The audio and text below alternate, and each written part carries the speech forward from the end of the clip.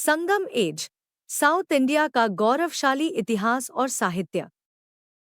नमस्कार दोस्तों, स्वागत है आपका स्टडी कुंता एकेडमी में। आज हम बात करेंगे उस युग की जिसने दक्षिण भारत के इतिहास में एक अमिट छाप छोड़ी, संगम एज। ये वह दौर था जब एंशिएंट तमिलनाडु में तीन महान साहित्यिक सभा, जिन्हें संगम्स कहा जाता है, समृद्ध हुई थी। ये संगम्स पूरे सांस्कृतिक और राजनीतिक जीवन का केंद्र थे, जहां तमिल कवि और शासक मिलकर तमिल साहित्य की नींव रखते थे। संगम एज की कहानी कुछ ऐसी है। तीनों संगम्स पंड्याओं के राज में फले फूले। पहला संगम मदुरै में, हालांकि भगवान और ऋषि इसमें शामिल थे, लेकिन इसका कोई साहित्य हमें प्राप्त नहीं है। दूसरा संगम कपतपुरम में आयोजित हुआ, जहां तमिल साहित्य की धरोहर थी, लेकिन सम्यदेवता के हाथों लगभग सब नष्ट हो गया सिवाय तोलकप्पियम के, जो तमिल भाषा और व्याकरण का सबसे प्राचीन ग्रंथ है। तीसरा संगम फिर से मदुरै में शुरू हुआ। यहाँ बड़ी संख्या में कवि एकत्रित हुए और भव्य साहित्य रचा गया, लेकिन आज केवल कुछ ही काव्य हमें मिल पाए हैं। ये साहित्य संगम एज की राजनीति, व्यापार, संस्कृति और सामाजिक जीवन की परतें खोलता है। तोलकप्पियम, व्याकरण। अट्टुतोगाई, 8 संग्रह। पट्टुपट्टु, 10 गीत। पथिनिंकिल कनक्कू, 18 छोटी किताबें। और 2 प्रमुख महाकाव्य, सिलप्पाथिगरम तथा मणिमेगलाई। चेरास का प्रदेश आज के केरला के हिस्सों में था। उनकी राजधानी वंजी थी और पोर्ट टोंडी और मुसीरी बड़े व्यापारिक केंद्र थे। पुगालूर शिलालेख से पता चलता है कि पहला चेरा कौन था, कौन बाद में राज किया।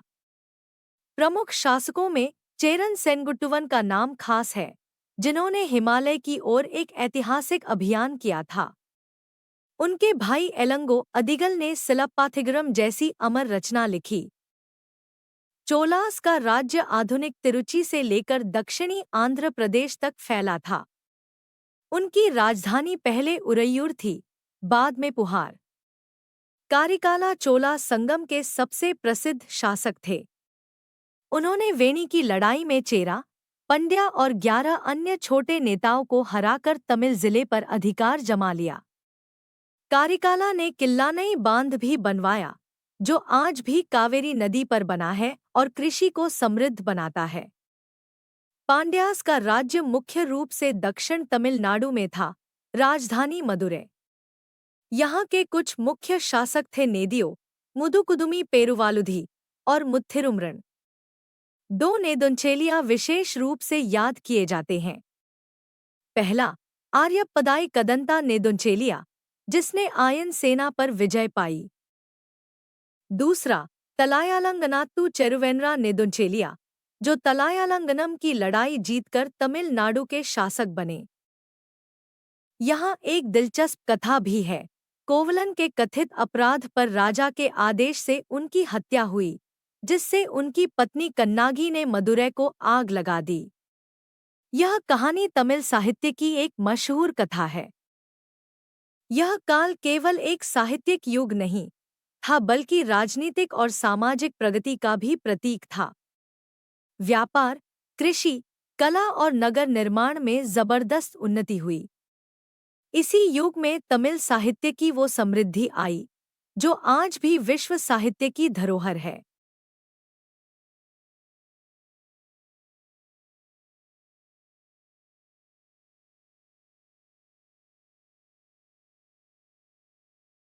तो दोस्तों, यह था संगम एज का इतिहास, जो हमें प्रेरित करता है भाषा, संस्कृति और साहस के लिए।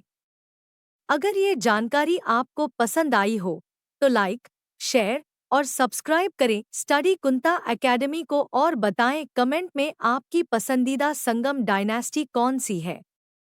अगली बार हम भारत के इतिहास के एक और रोचक अध्याय के साथ वापसी करेंगे। तब तक के लिए जय हिंद और पढ़ते रहिए इतिहास।